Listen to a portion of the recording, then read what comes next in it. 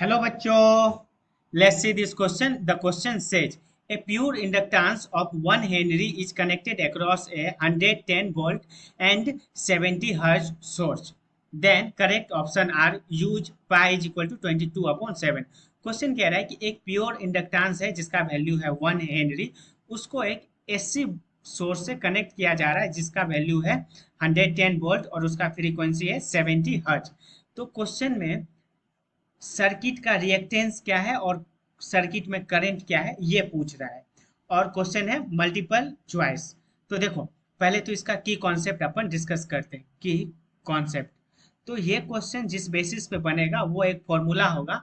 अब पूछ रहा है रिएक्टेंस क्या होगा और सर्किट क्या होगा। तो सिंस क्वेश्चन अगर प्योर इंडक्टेंस है, सर्किट अगर प्योर इंडक्टेंस है, तो जो इसका रिएक्टेंस आएगा, जो कि इसका एक की कॉन्सेप्ट में से पहला पार्ट से आएगा, वो आ जाएगा 2πf/L।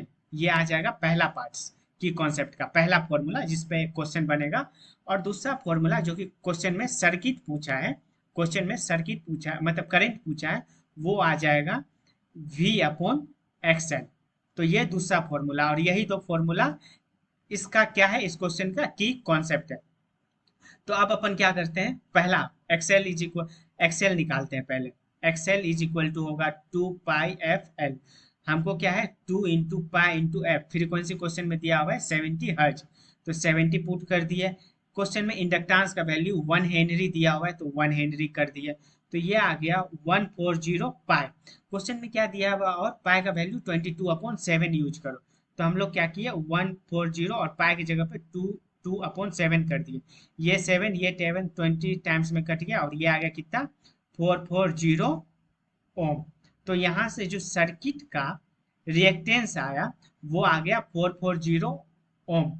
तो ऑप्शन नंबर ए सही हो गया। अब सर्किट में क्या निकालना है, करंट निकालना है। तो करंट का फॉर्मूला आ जाएगा I is equal to E/XL। तो क्वेश्चन में देखो E क्या दिया हुआ है, क्वेश्चन E दिया हुआ है 110 वोल्ट, तो 110 वोल्ट और एक्सएल हम लोग अभी जस्ट निकाले हैं और एक्सएल का वैल्यू क्या था 440 ओम।